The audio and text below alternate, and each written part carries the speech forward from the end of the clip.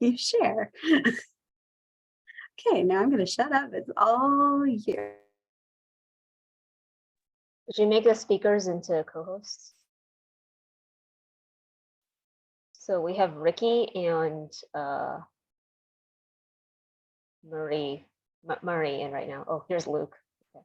Yeah, I know, Christy. We're recording now. Oh, sorry. Okay, well, welcome everybody. My name is Susan Powell, and I'm the GIS and Maps librarian at UC Berkeley, and I'm so delighted to be a part of this session today about planetary health and GIS. So just a couple of reminders. There's a Slack channel dedicated to this particular set of presentations. So please join that if you haven't already, and we'll be putting in links, and you can continue the conversation in that channel. And also we have 3 presenters today, so we're going to try and keep ourselves on time. And I think I will introduce the first speaker and let them take it away, and then we'll try and do 15 minutes each with 5 minutes for questions following the presenters. So hopefully we can do that. Without further ado, Mari, do you want to start presenting? All right, let me share my screen.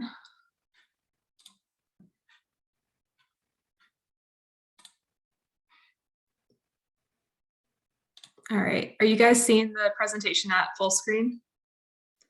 Sorry, I'm not at the beginning. Yes, we're seeing it. All right, so hi, I'm Marieke Fenton. I'm a PhD candidate at the University of California, Davis, and I'm presenting on deforestation in Eastern Paraguay and the response of different farming systems to a deforestation ban.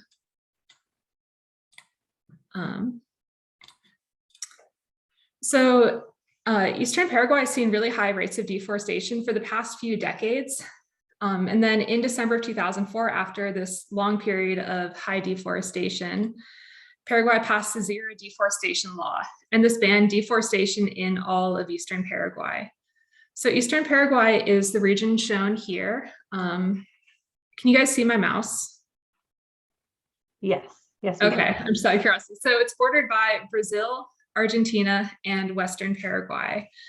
And so the green here is Eastern Paraguay, which was the area where deforestation was made illegal after 2004. And the green is 30-meter pixels that had at least 30% forest cover in 2004. So this is kind of the baseline of how much forest Paraguay had in that time.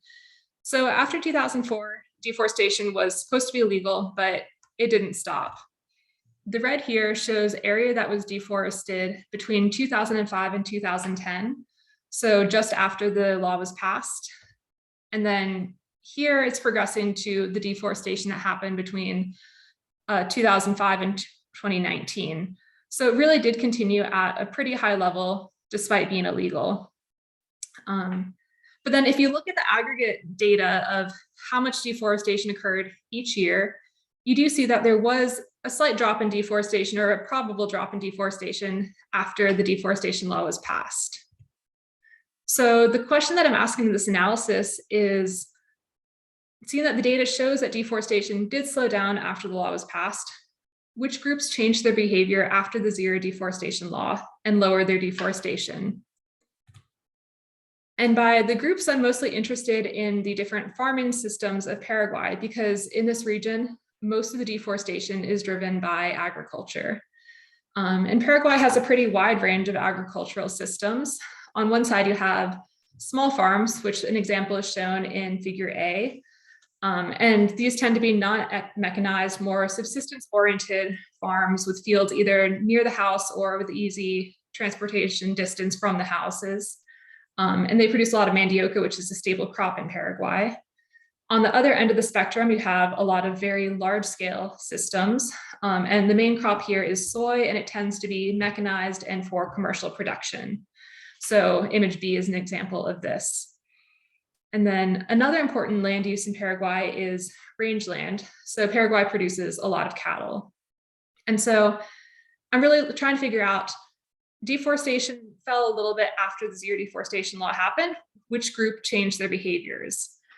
And so starting off, I didn't have a strong hypothesis because there's a lot of hypotheses that could explain it going in pretty much any direction. So for example, the punishment for deforesting was jail time or a fine. In reality, it's usually or almost always just a fine. And small farms tend to be poor, and so they don't really have the resilience to stand up to a fine of between 500 and 2,000 daily wages. Whereas a large commercial farm could probably do, 500-day minimum wage fine pretty easily. So that would suggest that maybe the small scale farms stop deforesting. But then if you look at mobility, small scale farms tend to have their fields near their houses and live there and do subsistence production there. And so they don't have the option of deforesting somewhere else. They either deforest near their house or not at all to provide new agricultural fields. And so in that sense, it'd be more likely that large farms stop deforesting because they're able to move their production to another region of the country or to another country altogether, because often these owners don't live near the fields themselves. And then finally, a lot of research in Brazil shows that rangelands are important for kind of the frontier of deforestation. So rangelands also have a lot of important implications for deforestation dynamics. So it's unclear what role they would play in Paraguay. So again, going in, I wasn't really sure which category was going to be decreasing their deforestation in this region. So a quick preview of what I found is, so I guess one note to begin with is the analysis is still in progress, but so far the results have been pretty robust to the different techniques and variations I've thrown at it. And I've been finding that the decrease in deforestation after the Zero Deforestation Law was passed was driven mostly by less clearing by large scale systems. So it's these really large scale farming systems that lowered their deforestation. Meanwhile, the small scale systems and the rangelands seem to have continued at a somewhat similar rate as before. I do this mainly with my two main data sources are the Global Forest Watch Tree Cover and Loss data set. That's what I use to generate the images shown earlier in this presentation. And it's basically a 30-meter resolution data set that shows the tree cover in the year 2000, and then whether or not the pixel lost tree cover in each subsequent year. For my field size data set, I'm using a crowdsourced data set from Lisiv and co-authors in 2019. And basically they did a global sample of potential cropland areas, and they had trained online volunteers look at each sampled area and say, within a 16-hectare square, which is this red square here, what is the field size that covers the most area? So the dominant field size data for Eastern Paraguay is shown here. The authors had 6 different field size categories available for the trained volunteers to choose from fields that are over 100 hectares to less than about half a hectare to no field at all. And in Eastern Paraguay, there were 437 observations. For my purposes, I'm just interested in small, large, or rangeland land uses. So I divided their field size observations into areas that were mostly large fields of greater than 16 hectares, areas that were mostly small fields of less than 16 hectares. And then for the no fields, there were only 43 of these observations in this data set. And so I went on Google Maps and I differentiated these into rangeland or other categories, where other might be forest or urban.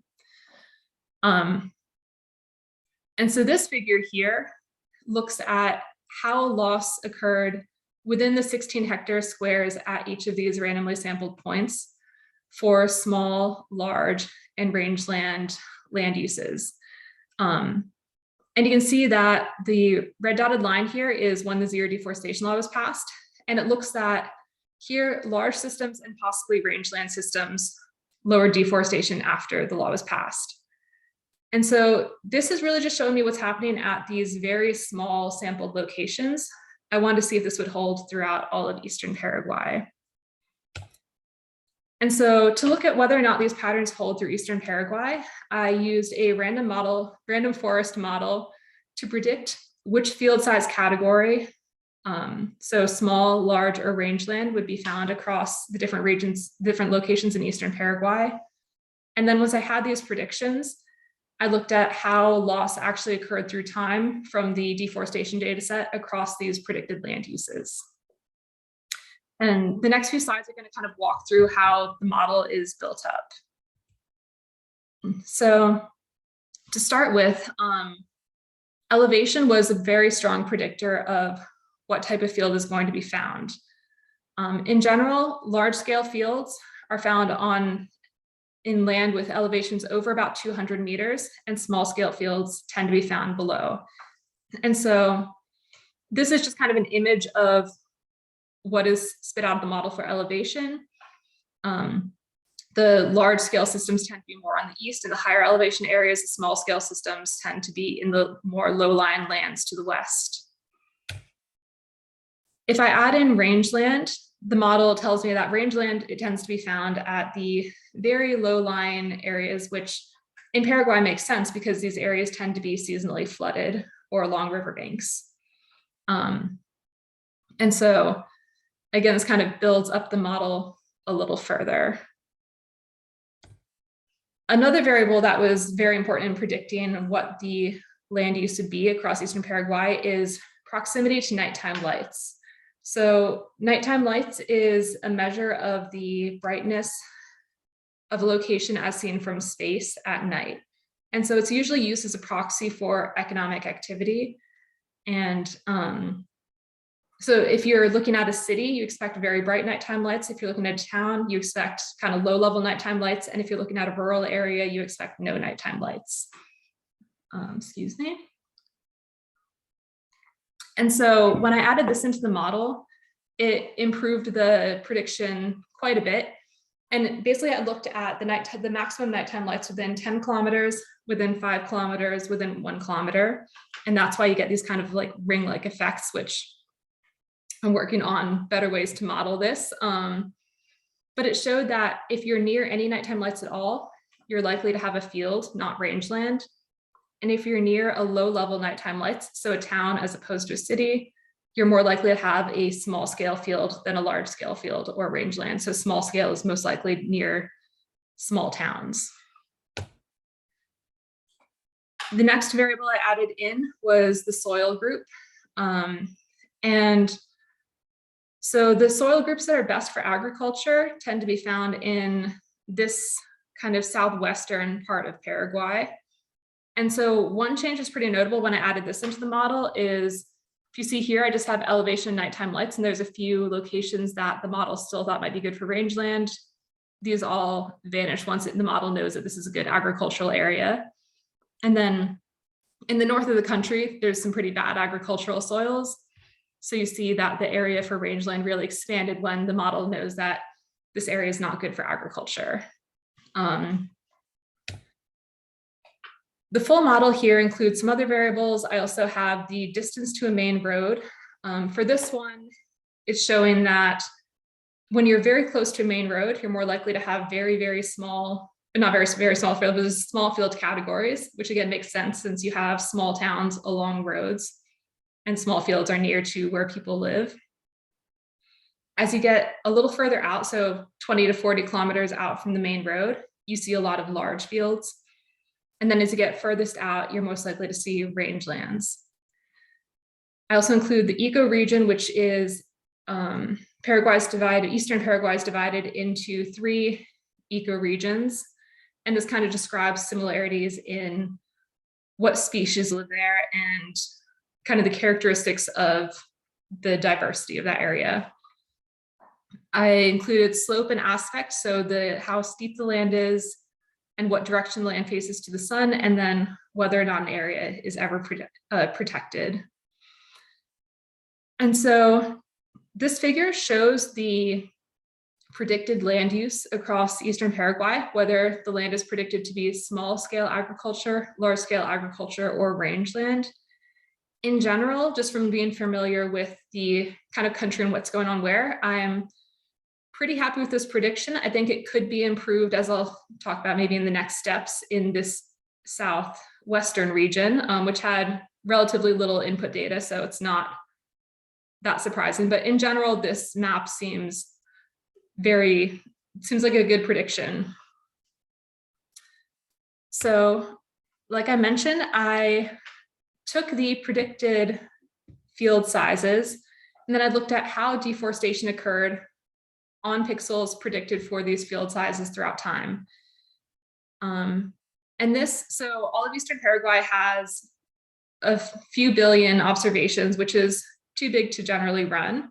And so this is done on a 10% sample. And then within that, I only used pixels that had a strong prediction. So it's pixels that were very likely to be small, large, or rangeland, as opposed to had a very similar probability of being any of these types.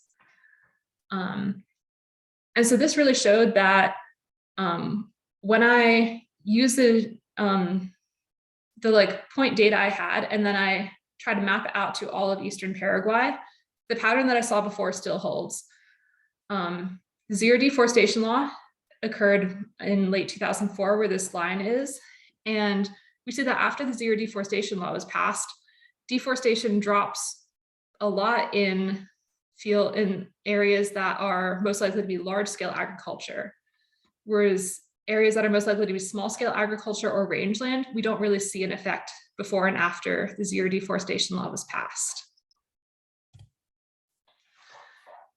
So again, the question that I had here was, I'm looking at which groups changed the behavior in deforestation after the Zero Deforestation Law was passed.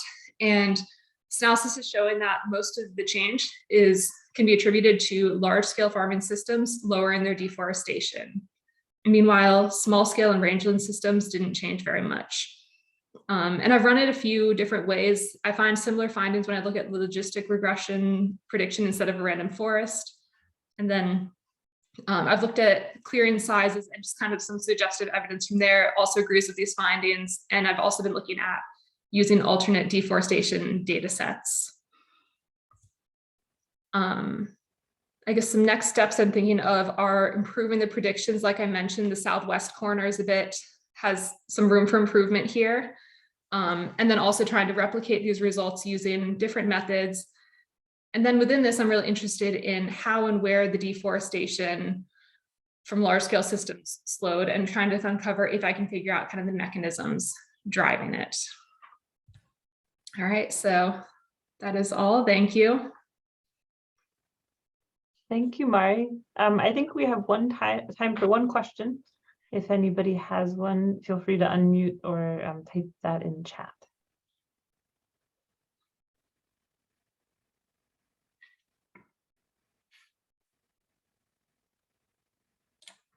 I had a question, and so maybe I'll ask that.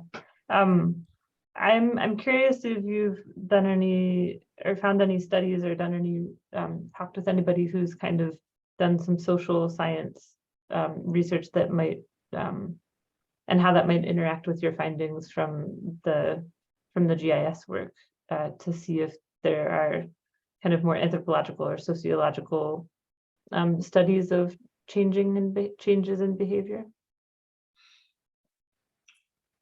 Do you have a specific? Maybe, does that make sense? I'm not sure I understand. I do want to look into kind of like, I guess eventually I'd like to get more into the mechanisms and how, like, what's driving this behavior change. And so I think at that point, I would talk more with these areas. But if you have any specific literature, I'd love to hear it. Thanks. I don't, but I'm always curious about the intersections between the kind of remote sensing work and the more anthropological kind of studies of why people's behavior might be changing. I look forward to hearing more. All right, thank you. Just give people maybe another minute to see if there's any questions. I think what we'll do is switch over to Luke at this point, and then if there's time at the end, we might open it up for broader questions. And also just a reminder to use the Slack if you do have further questions for Mari or any of our presenters. Thank you again to Mari, and Luke, you are up next. I'll let you introduce yourself. All right. Thank you, Susan. Great job, Mari. Hi, everybody. My name's Luke. Let me share my screen here.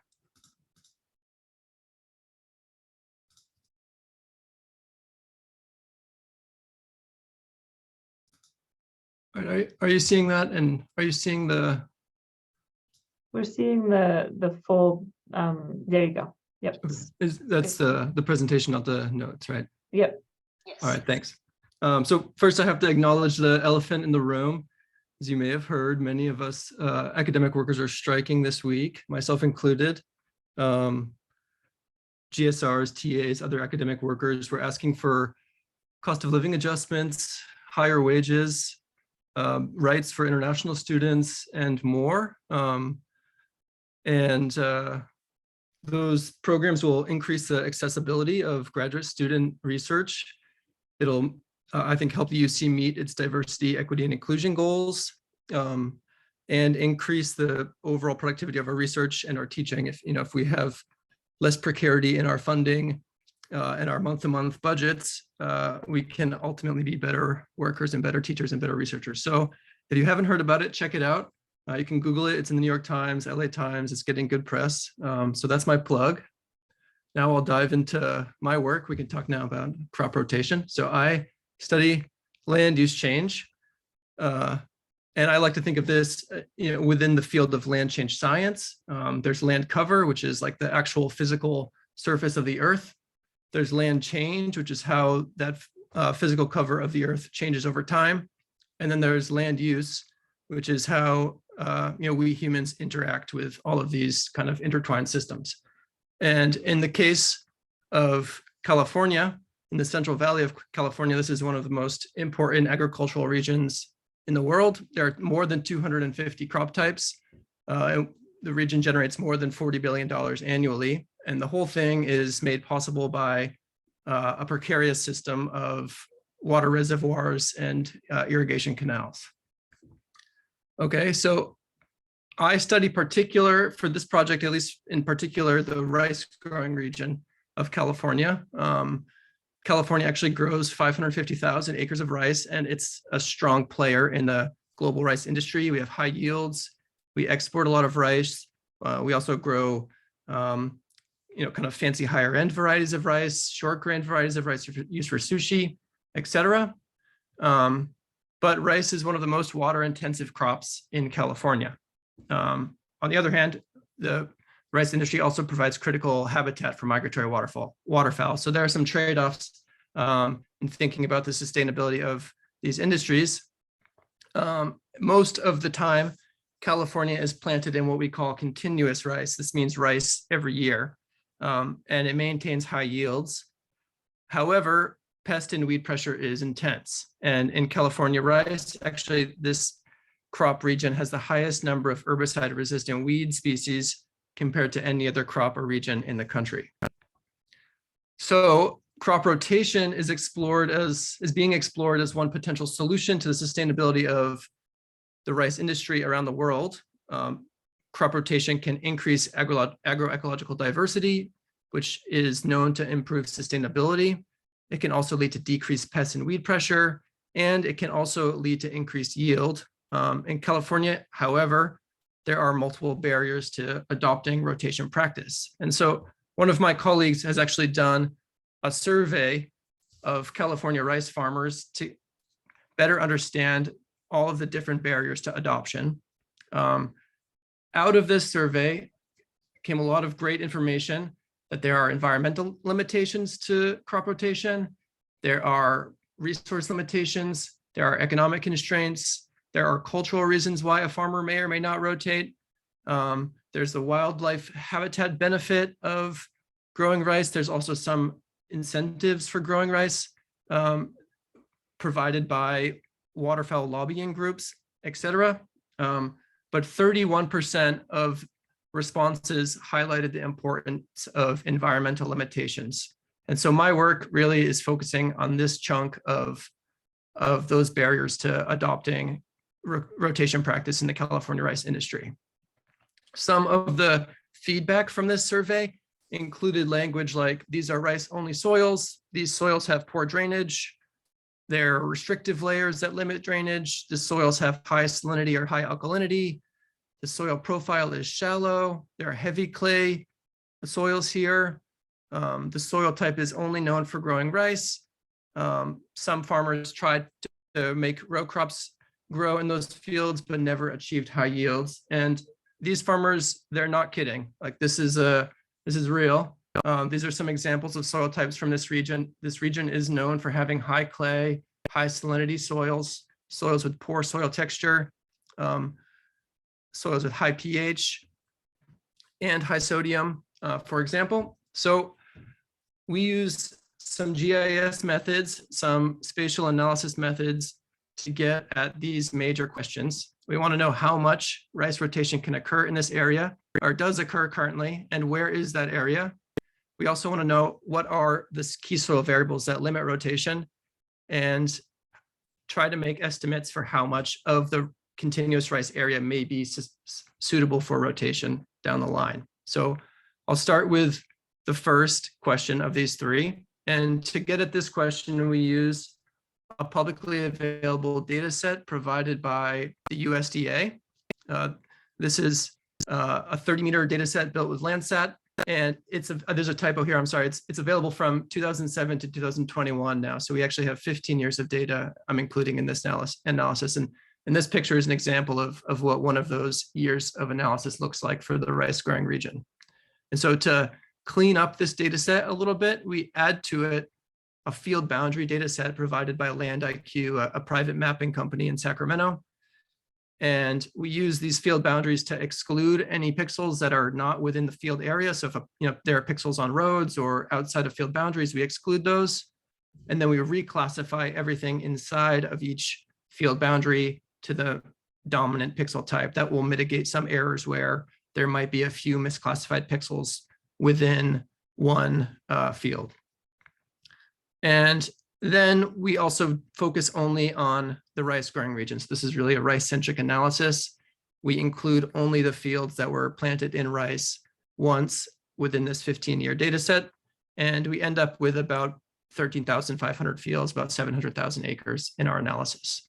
And one thing we can do just to double check that this method has worked is we can compare our estimates to the USDA county level counts of rice acreage for all the counties in this region, and we get pretty good agreement. So that's some evidence that our method of cleaning up that USDA data set is working well. And we can use that data set then to examine crop rotation patterns across this region. You can see that most of this region is in continuous rice. These blue fields were in rice almost every year of the study. And then we can also count the number of times a field went from rice to an alternative crop, looking only at annual crops or other annual crop types. So you can see here that most of the rotation area is in the southern central portion of the rice growing region, but there's a high diversity of rotation types. So there's a few red and yellow fields. Those fields were alternated from rice to another annual crop every year strictly, but most of these rotation types are back in rice every 3 to 5 years. So there's a pretty high diversity of total rotation schemes. We can also use this data set to examine what types of crops are used in rotation. Most crops in rotation are annual crops. This includes tomatoes, sunflowers, melons, other typical annual crops. But there are some fields also that are being rotated with grasses, like forage grasses that are used for feed, or with alfalfa. And alfalfa is typically a 4-year crop. So that would be back in rice every 4 or 5 years. We can also examine that this area under rotation has decreased since about 2010 or so. So there were some higher rotation years earlier on in this data set. By the end of the data set, we're down around 4,000 or so hectares in this exchange between rice and other crops. So there's some decrease here. We think that's probably because of increased use of drip irrigation systems where the irrigation is buried. And that makes it difficult to change back to a crop with alternative irrigation strategies such as rice, which uses a flooding technique. Okay, so now we'll move on to more the soils part of this story. So to examine soil at the field level, we use a USDA NRCS dataset called SORGO, which is a spatial conglomerate of soil surveys across the entire US. And soil data is inherently three-dimensional. So we have a depth profile, and we first take a depth weighted average of all the soil horizons within the top 30 centimeters. So this is really within the rooting system, within the root zone of the rice crop. And we take a range of soil features, including soil texture, hydraulic conductivity, salinity, etc. And then we map that depth weighted average back across the map unit area. So this is an example of clay content across the entire region, all the counties within the study region. And we do that for all of the numeric soil properties. We also include a bunch of categorical variables, including soil order, irrigated capability class, and the presence of a cemented subsurface soil layer. And then we apply our field boundary data set back onto this and make an area weighted average at the field level. And then we also do our same rice-centric analysis. So we only include those fields that were in rice once within the 15-year data set. And then we can examine some of these soil properties. You can see some of these fields have greater than 60% clay, it's really high clay for agricultural systems. It's much higher than normal for a row cropping agriculture. You can also look at KSAT, it's a measure of how quickly water infiltrates into the soil profile. It's good to have relatively high water infiltration, but not too high, but it's also bad to have really low water infiltration. You can see a majority of the fields in this region have 0 or close to 0 saturated hydraulic conductivity. That means that there's sort of a bathtub effect because of some subsurface cemented layer or because of high clay. That kind of bathtub effect is good for growing flooded crops like rice and relatively not so good for growing dryland crops. You can also look at pH. So some of the fields in this region have pH 9, which is really quite high for crops. Rice can tolerate high pH, but most other annual dryland crops can't. And now getting into statistical analysis, we can use what's called a decision tree to examine some of the splits in the soil data. You can see that KSAT might split this data. EC provides another split in the data. We also have a lot more rice fields than we do have rotated fields. But this decision tree is really only one slice of the data. If we make hundreds of decision trees and resample the data randomly with each one, that's what we call a random forest. And with our random forest, we also use a spatial cross-validation approach. So rather than cross-validating this model randomly, we do it with some spatial pattern. And this spatial pattern ultimately gives us better estimates of error. It's better at predicting to new data, and it's also better at selecting causal predictors, especially when using this type of ecological spatial data. And then we can evaluate our model with F1, and our F1 score is 0.63, which it's not superb, but it's also not bad given the severity of the class imbalance we had. So we had 94% continuous rice fields and only 6% rotated rice fields. So we have to be careful about how we measure accuracy on this data set. And our takeaway from this is that indeed soil variables, are decent at predicting continuous rice fields versus rotated rice fields.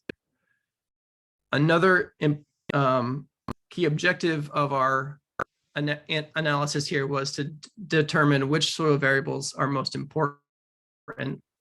So we can compute the variable importance based on the mean decrease in AUC.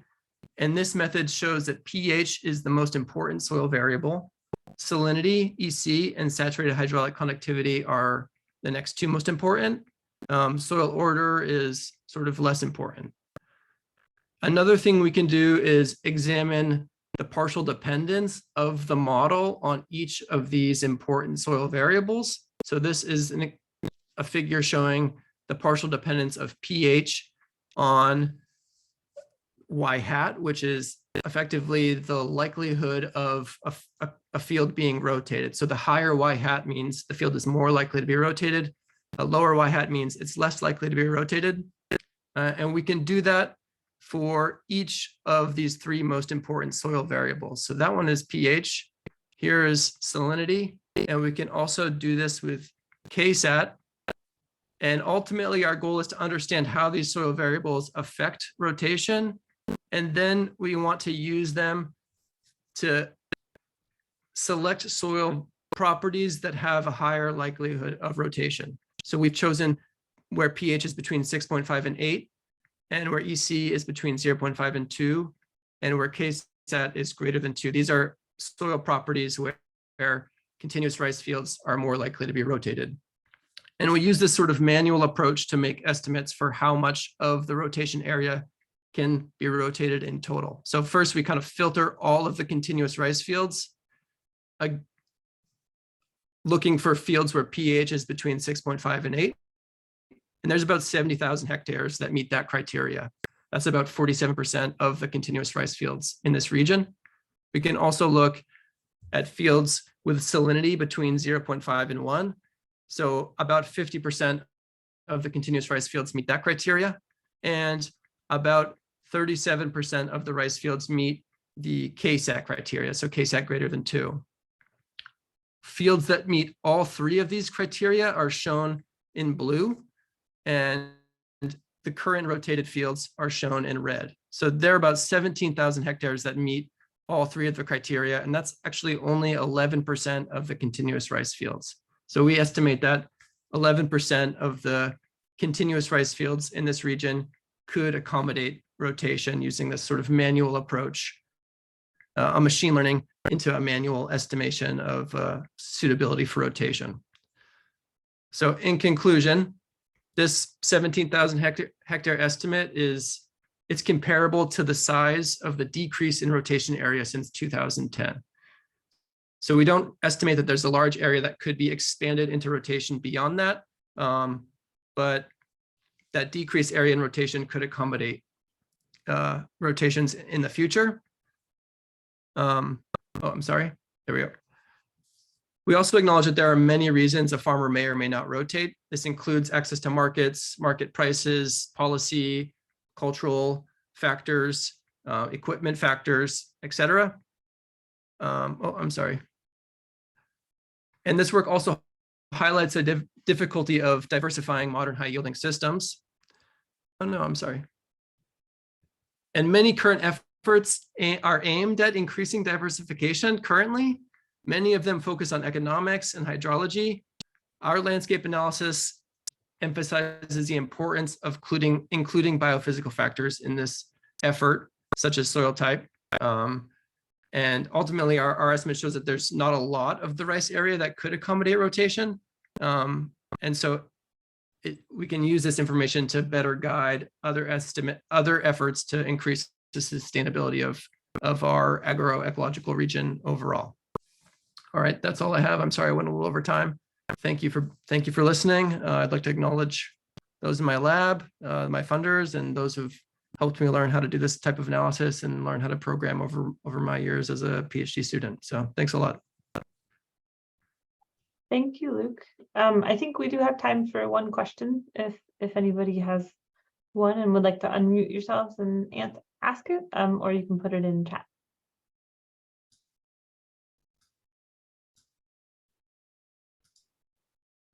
I have a question. I'm wondering if the area that you highlighted as suitable for rotation is where,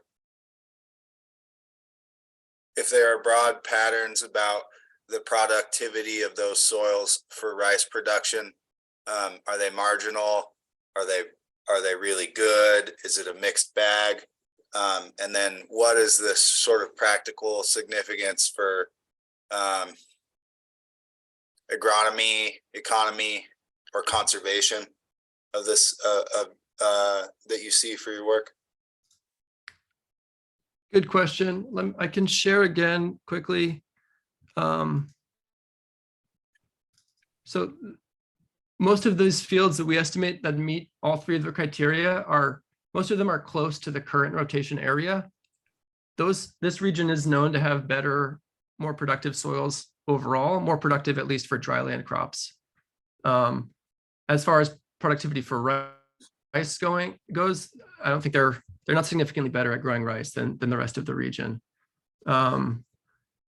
Overall, right, I think it's important that we, the sustainability of these industries is critical. We need to conserve water. We need to manage pest issues.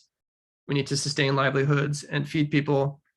I think this work emphasizes the difficulty of doing those things, and that there need to be multifaceted, multi-pronged approaches.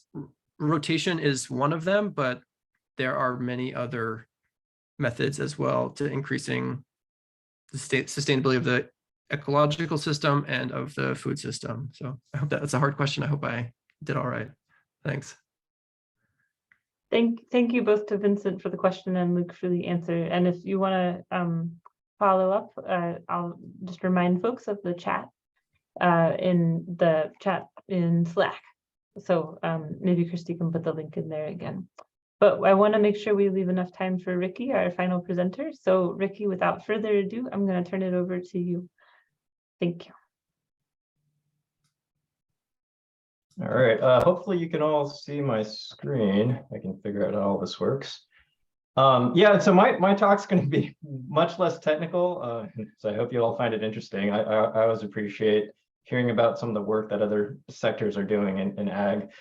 So my name is Rick Satomi. I'm a forest advisor with UC Extension. For those of you who aren't familiar with Extension, we are the county-based arm of UC. So we transfer all the research and all the work that's being done on the campuses down to the county, help extend that information. And we also work with our communities here locally in the counties, and we identify where there's problems, where more research needs to be done. And we'll either do it ourselves or we'll partner with someone like Luke or Bruce Lindquist here to develop the new information and then spread it out so it's actually being applied in the community.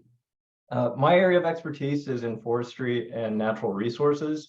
And so I work predominantly in the Sierran region, although a strong emphasis of forestry these days is really around workforce development and kind of the need for more people to be out in the woods doing the work.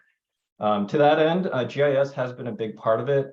I've been fortunate to partner with the IGIS Informatics and GIS team here at Extension to help deliver a series of workshops over the past few years. So I'm going to talk a little bit about that and hopefully give you all a better idea of who the clientele is, who the people in the field using GIS are, and what sort of issues they often run into. Let's see, there we go. Here, so what is GIS? So I have to be honest, I still don't really understand it. If anybody has like a good 2-sentence definition of what GIS is, please send it my way. I would love to understand it better. When I look at GIS and when I look at our community and what we do with it, a lot of it is about, I think of it as an ecosystem. It's a tool to collect data, to analyze it, to process it, to feed information, to inform decisions.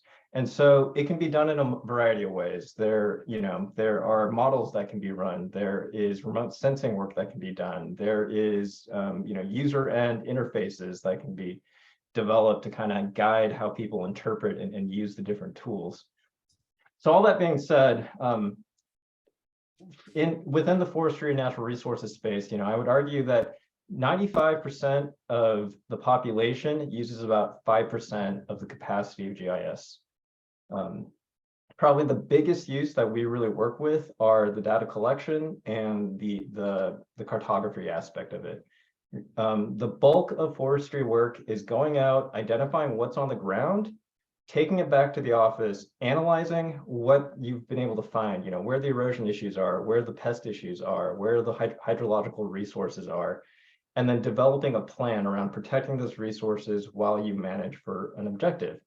Once you do that, you got to develop it into a map and then send it onwards for review. This is one of those terrible slides, so you don't need to actually know any information on the slide. I just wanted to show you all that we do have a suite of regulatory requirements within the state of California. That's this diagram on the left, which basically dictates the different planning documents that we have to file before we do any sort of management action on any forested or natural working lands in the state.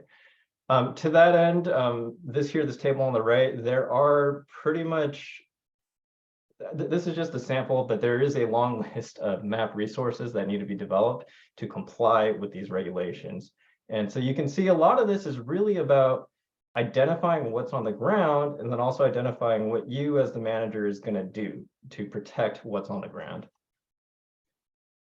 So when we talk about foresters and natural resource managers, you know, who are we really talking about? I do want to preface that this table you see here is a biased sample. It is just a sample of the really curious people who ended up attending our workshops and wanted to learn more. So it is not representative of the population of professionals as a whole. But it's a really good representation of who's actually using GIS, who's actually using it in the field and using the tools and trying to, you know, build up their skills around it. You can see here the vast majority are consulting foresters, so they are people who work with private lands. Industrial foresters also are decently represented. One of the interesting ones that I will say and highlight is over the last few years, we've seen this massive uptick from local agencies and nonprofits. So local community groups, you know, your Sierra Nevada Conservancies, your RCDs, your fire safe councils. And there's been a huge growth of people coming from non-traditional management backgrounds trying to learn how to do forestry and trying to get involved and help out. And it's really important to kind of, at least from my view, it's really important to understand, you know, who our audience is and sort of the background they're coming from. The consulting foresters, those are the blue on the far left. All those folks have, you know, 4 years of training, including 2 years, you know, worth of GIS and mapping. You know, half of those people have gone through and, you know, they've done the stereoscopes. So they have a lot of that background in it. But we're also working with a healthy part of our professional body that is trying to start from scratch and trying to build up these skills from scratch. And that's really, it's essential for us because we don't have the workforce to hit even the 1 million acres a year that CAL FIRE wants, to say nothing of the 2.6 that ARB wants. And so we need to pull in people to do the work wherever we can. So one thing that was interesting, as I mentioned, we have been developing a workshop series across the state. I think we've done 8 of them so far, and we continue to plan and deliver them. But we also survey our participants on, you know, what they're finding useful, what they're finding interesting. Obviously, these surveys are also a little bit biased because, you know, obviously everything is great. And it's always hard to tease out, you know, well, what was better, you know, what would you like to see less of when everyone says, well, everything was great. But the thing I didn't want to highlight is there are certain topics that we asked our participants about, which have a stronger bias in favor of being very useful rather than just, oh, this was interesting. You know, this was useful. I could do without it. And those really focus around the cartography aspect. So, you know, understanding projections, understanding how to fix projections, because you never know where your data is coming from. You never know how clean it is. You sometimes have to figure out how to, you know, translate from NAD to WGS 84. Topology is another big one because once again, you don't know where your data is coming from. So oftentimes you're going to have breaks in your featured lines, et cetera. And you're going to want to be able to edit that so that when you go and you put it on a map, it doesn't display incorrectly and you don't have that management plan rejected and then you have to go back and fix everything. Once again, maps templates is another one where, you know, I just wanted to highlight that building maps and displaying the data you have and cleaning up the data you have is a huge focus of people who are using GIS in forestry and natural resources. I did want to highlight this. I like scripting, but it's not for everyone. I get it. This one was very interesting, or kind of an interesting response, just in the sense that, there was huge amount of interest. Over 60% of people found it very, very useful, but it also had the highest amount of responses where folks weren't interested. They were saying, hey, this is too much. I don't need it. I don't have time to learn R or Python. We don't need to do this again. And I also think that's really indicative of the forestry and natural resources community. We have a lot of people that are inquisitive and really want to dive in and really want to spend time using the more powerful tools. But we also have a lot of people that are really busy and they don't necessarily have the time and energy to be able to chase those different things down. I did want to show this really quickly, and yes, you are all reading this table correctly. There are still people who use ArcView and ArcExploder. I don't know how. I don't know what sort of computer they have that can still run these older versions of Esri, but they do exist. The other thing that's really important to see, though, is the vast majority of our group, our clientele, are still using ArcMap. And a lot of it has to do with the lack of internet connectivity. A lot of folks we work with work in remote areas, so they do not necessarily have the ability to check out their license all the time, or they may not be able to do it for several months at a time, at which point ArcGIS Pro will deactivate. And that can be a real challenge. The other reason is, if it works, don't break it. A lot of these folks really don't have time to go out and relearn a new software from the ground up. And I think that's really important to consider when we're looking at different tools and introducing new tools and trying to get people more comfortable with GIS. One thing that was interesting, and I did notice that there's quite a few CAL FIRE people here. The state is the one exception to the rule. In every other sector, more people are still using older ArcMap software versions as compared to ArcGIS Pro. The state is different because CAL FIRE does have a statewide license and they do make it available to some of their employees. So we've been fortunate in that there's a lot more skill building on that side of our workforce. One thing I will note, and you'll probably see here the data is from 2018 and 2019. I would say that about 60% of the people in that ArcMap category have since reached out after our training and have let us know that they are now on ArcGIS Pro. They still complain about it and oftentimes run into obstacles of, hey, I know exactly where this is in ArcMap. Where do I find it? And we get a lot of questions like that, but those are easy to handle, and it really shows that people are willing to make the leap. A couple of the reasons why we've really been looking at this as a priority is the cost. Not everyone has $1,000 or $250 to send their staff to a training, especially if they need to take time off work. And oftentimes these trainings are held either virtually, where there's bad internet access, or during times of year when we need to be out in the field collecting research data. The other reason is that there's a lot of interest and excitement around new tools, and there's always this push to use the newest and bestest, LiDAR data or newest model that's come out. And one thing that's really important to consider is that while those tools are incredibly useful and they're incredibly informative at a large scale, in order to get work done on the ground, this table is the priority. And these maps are the priority in terms of actually being able to get through the regulatory bottlenecks to start doing forest health treatments. And on top of that, it's oftentimes difficult. I mean, it's hard enough for me, and I do work for the university, to keep up on what the new technologies are, how the new models run, what sort of stats go into it, what sort of data is driving that model. And it's very difficult for people that have a full-time job to keep up on that side of it. And so to that end, we've been delivering a lot of workshop trainings. We've taken a more old school approach, you might say. These are all in-person workshops, and they're designed to be very hands-on. So we keep the costs low. That way, if you're a seasonal employee and your boss won't pay for you to come, $40 is not a huge investment. So you could potentially take a day off work, come to this two-day training, and then go back to the office, be like, hey, I know how to do this now. I can help with the GIS department and actually increase your value to the organization, help you promote more quickly.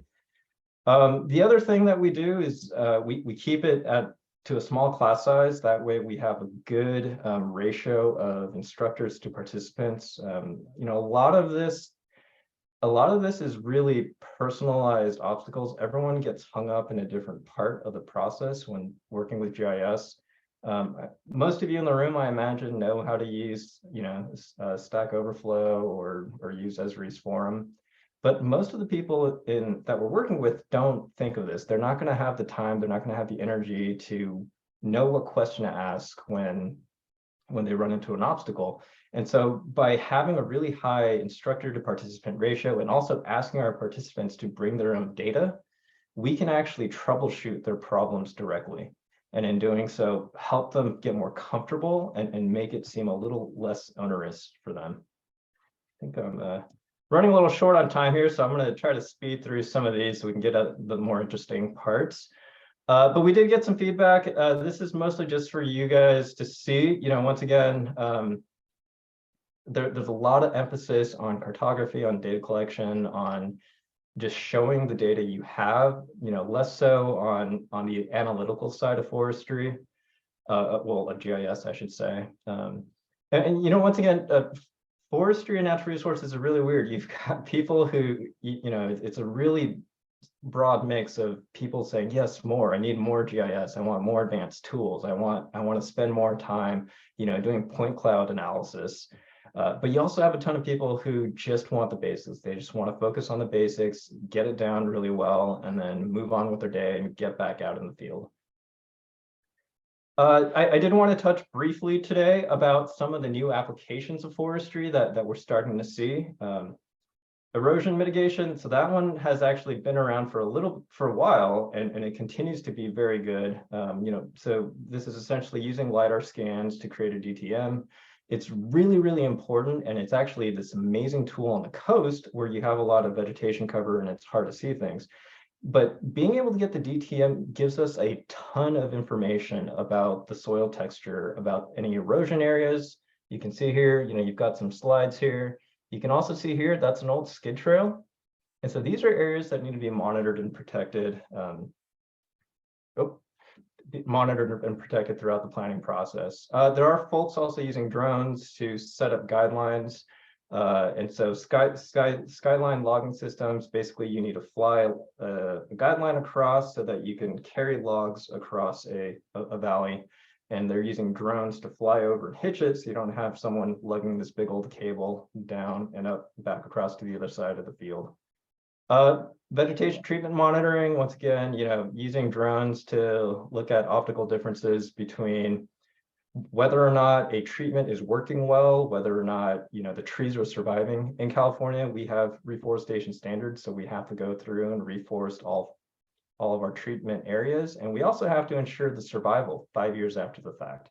And so instead of going out and walking every single acre, you can use drones to go and take our RGB imagery and just do a quick snapshot of, yes, you know, we have good survival, or, you know, no, all the incense cedar are dying. We need to go back and replant those, for example.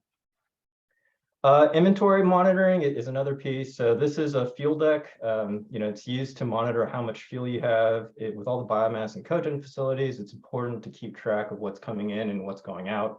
That way you can kind of plan ahead for your purchase orders and you know, plan and hedge that against the market fluctuations of the different biomass prices. I am not going to touch on drone seeding. There is a lot of complexity to use of drones in reforestation, one of which is the small mammal population, which love it when you fly over and drop a bunch of seed on the ground for them. But if anybody is interested, I'd be happy to talk more about that. Lastly, you know, none of this happens in isolation. We've been very fortunate to have the support of highly technical folks at the IGIS team. As I mentioned, you know, a lot of the training is about doing hands-on work, about providing direct support. to the people coming to the training, which is all said and good, but you can only do it if you've got a cadre of really talented educators who have experience in all sectors of GIS, who have experience with remote sensing, with cartography, with drones. So thank you again for everyone, and I'll stop talking. Thank you, Ricky. I think we are at time, but I want to thank all of our presenters again for doing such excellent work and making such excellent presentations as part of UC GIS Week and the GIS plus Planetary Health session.